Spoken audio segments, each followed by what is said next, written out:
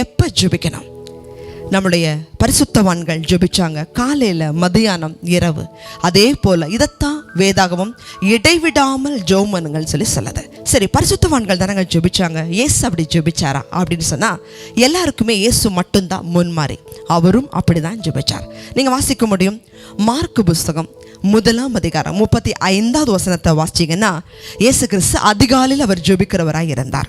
2வது மத்தேயு புஸ்தகம் 14வது அதிகாரம் 23வது வசனத்தை வாசிச்சிங்கன்னா, அவர் மத்தியானமும் சாயங்காலமும் ஜெபிக்கிற வழக்கத்தை அவர் வைத்திருந்தார். அடுத்தது லூக்கா புஸ்தகம் 6ஆம் அதிகாரம் 11, 12 இந்த வசனங்களை வாசிச்சிங்கன்னா, அவர் இரவும் ஜெபிக்கிறவர். தேவஜனமே, அதனால தான் 3 வருஷம் அவர் செய்த ஊழியம் மகா வல்லமையாக இருந்துச்சு. இன்னைக்கு அவர் 2000 ஆண்டுகள் ஆயும் இன்னைக்கும் அவர் பேசப்படுகிறார். அவருடைய ஊழியம் அவ்வளவு ஜெயமாக இருந்ததுக்கு காரணம் அவருடைய ஜெபந்தான். உங்களுடைய வாழ்க்கையில் கர்த்தர் நமக்கு கொடுக்குற காரியம் என்ன? 24 மணி நேரத்தை கொடுத்துருக்கிறாரு. ஆனால் நம்ம ஜெபிக்க நேரம் இல்லைன்னு சொன்னால் நம்மளுடைய காரியம் எப்படி ஜெயமாக இருக்கும்? இன்னைக்கு ஆண்டோட சமூகத்தில் தீர்மானிங்க.